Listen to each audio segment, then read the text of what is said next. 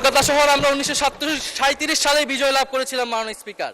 পশ্চিমবঙ্গে একটি নির্বাচন হয়েছে এবং শুভেন্দু অধিকারী সেখানকার মুখ্যমন্ত্রী হয়েছে। নির্বাচনের আগে এবং পরে বাংলাদেশকে নিয়ে লাগামহীন বক্তব্য দিয়ে যাচ্ছে মাননীয় স্পিকার। তিনি বলেছেন নির্বাচনী এক জনসভায় আমাদের জন্যই বাংলাদেশ তৈরি হয়েছে, বড় বড় কথা বলে অবৈধ সবাইকে পাঠিয়ে দেব। তিনি এর আগে একটি জনসভায় বলেছেন ইসরায়েল যেভাবে গাজাকে শিক্ষা দেয় বাংলাদেশকেও সেভাবে শিক্ষা দিতে হবে।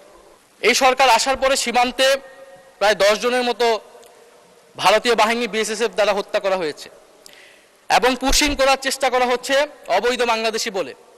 আমরা এই বাজেট অধিবেশনে পুশিং নিয়ে একটা আলোচনা করতে চেয়েছিলাম মাননীয় স্পিকার। এই আলোচনাটা আমরা জানি না কোন কারণে এই আলোচনাটা আমাদেরকে করতে দেওয়া হয় নাই। সরকারি দল বিরোধী দল সমালোচনা প্রশংসা এত কথা হলো, আমরা কি 1 ঘন্টা সময় মাননীয় স্পিকার বের করতে পারতাম না পুশিং নিয়ে আলোচনা করার জন্য?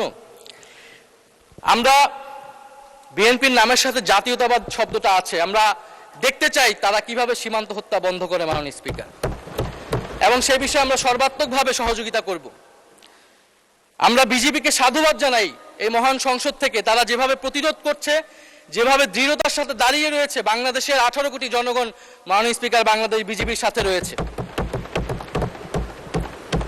মাননীয় স্পিকার, পশ্চিমবঙ্গে একটি নির্বাচন হয়েছে এবং শুভেন্দু অধিকারী সেখানকার মুখ্যমন্ত্রী হয়েছে।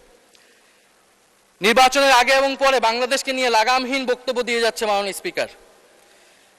তিনি বলেছেন নির্বাচনী এক জনসভায় আমাদের জন্যই বাংলাদেশ তৈরি হয়েছে, বড় বড় কথা বলে অবৈধ সবাইকে পাঠিয়ে দেব।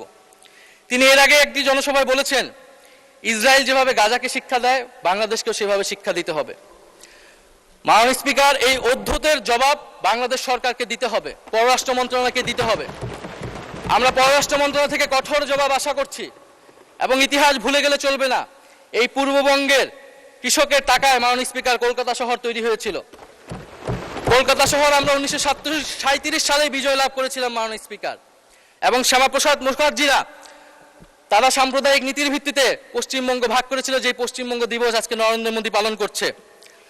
আমরা এই জাতীয়তাবাদী সরকারকে আমরা সেই সমমর্যাদায় সমতার নীতি নিয়ে আমরা প্রতিবেশীর সাথে সম্পর্ক করতে চাই। বাংলাদেশ ফার্স্ট, এটা যাতে শুধু মুখে মুখে না থাকে মাননীয় স্পিকার।